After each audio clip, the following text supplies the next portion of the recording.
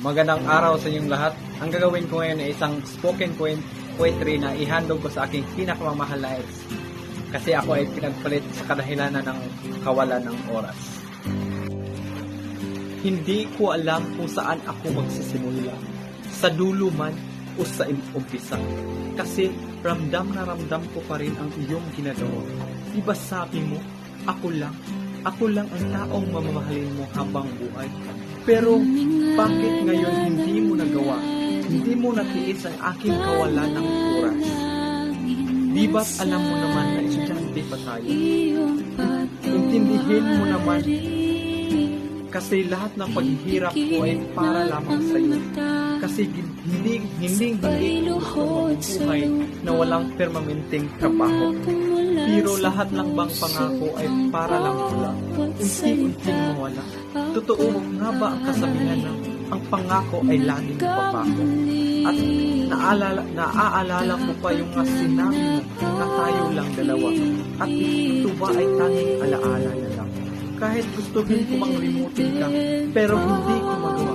Kahit anong iyak at marami ng luha ang nawala, pero hindi ka pa rin nawala.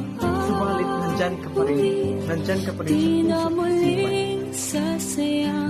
Mahal, sana maintindihan mo at sana makonsider mo na hindi ako yung tipong lalaki na nandyan agad kapag kinakailangan. Hindi ko naman yun nagawa, pero hindi ka nawala sa aking puso.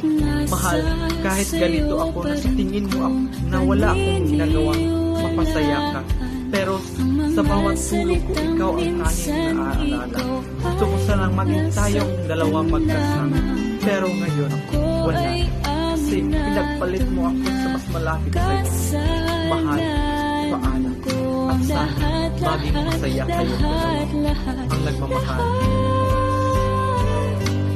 Pwede bang muling maibalik sa dati?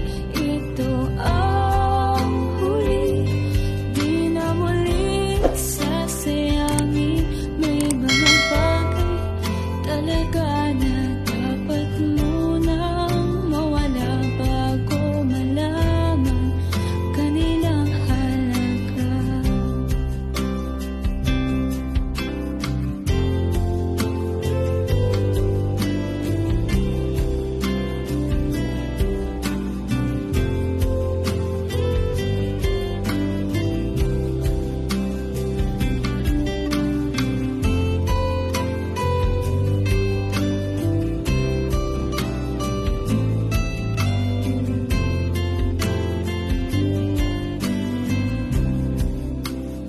Pwede bang muling maibalik sa dati? Ito ang huli, di na muling sasayangin.